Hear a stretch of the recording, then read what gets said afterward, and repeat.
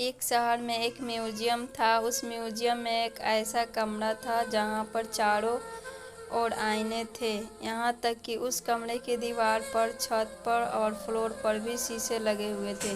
कोई भी वस्तु या व्यक्ति उस कमरे में दाखिल होता तो उसके कई सारे प्रतिबिंब उन शीशों में दिखाई देता। एक दिन कुछ ऐसा हुआ कि उस म्यूजियम की देखभाल करने वाला आदमी उस म्यूजियम का पीछे का दरवाज़ा बंद करना भूल गया। वह दरवाज़ा सीधे उस शीशे वाले रूम में जाकर खुलता।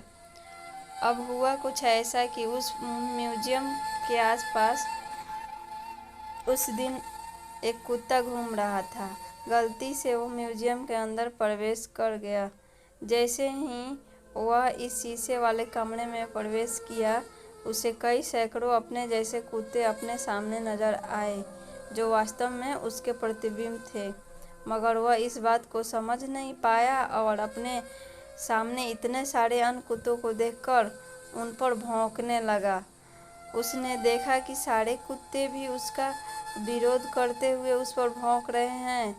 कुत्ता यह देखकर डर गया, मगर जैसा कुत्तों का नेचर होता है, वह अपनी धाक दूसरों पर जमाने के लिए और जोर से भौंकने लगा।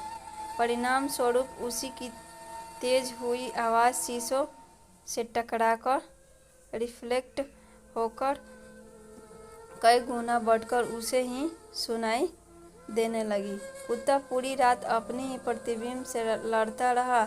जब सुबह म्यूजियम की देखभाल करने वाला आदमी आया तो उसने शीशे वाले कमरे में उस कुत्ते को मरा हुआ पाया। कहानी से हमने क्या सीखा? दुनिया भी शीशे वाले कमरे जैसी है। हम जैसा बर्ताव करेंगे, हमें यह दुनिया वैसा ही रिफ्लेक्शन देगी।